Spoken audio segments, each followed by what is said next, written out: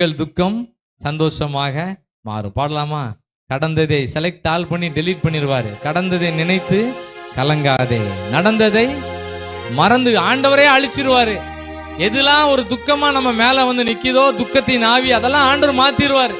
துக்கத்தின் ஆவியை மாத்துவாரு, தூக்கத்தின் ஆவியை மாத்திருவாரு, ஃப்ரெஷ் ஆக்கிடுவாரு. உங்கள் துக்கம் சந்தோஷமாக மாறும். ஆமென்.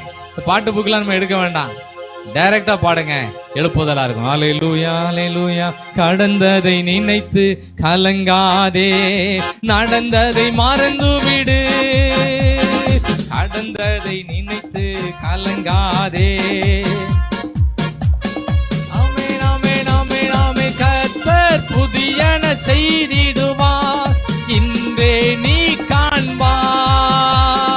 கர்த்தர். கையசைத்து பாடலாம், கை தட்டி பாடலாம். பாடாம மட்டும் யாரும் இருந்துறாங்க.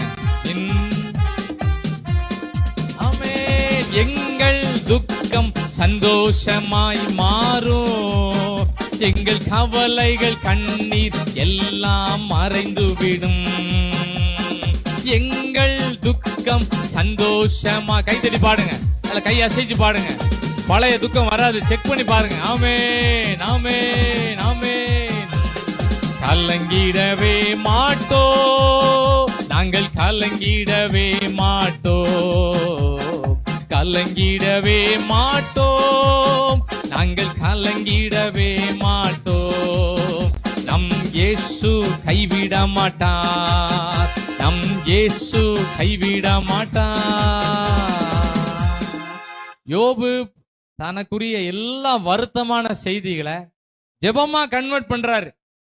யாரும் தூங்கும் போது புலம்பிட்டே தூங்க கூடாது.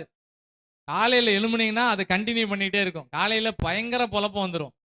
இரவுல தூங்கும் போது புலம்பாம கர்த்தர் அற்புதம் செய்வாரு. நான் நல்லா இருப்போம், பிள்ளைகள் நல்லா இருப்பாங்க, பண தேவைகள் சந்திக்கப்படும், நம்ம தேசம் நல்லா இருக்கும்னு சொல்லி விசுவாச அறிக்கையோட நம்ம தூங்கணும். அப்பதான் தூக்கத்துல எந்த டிஸ்டர்பன்ஸும் வராது.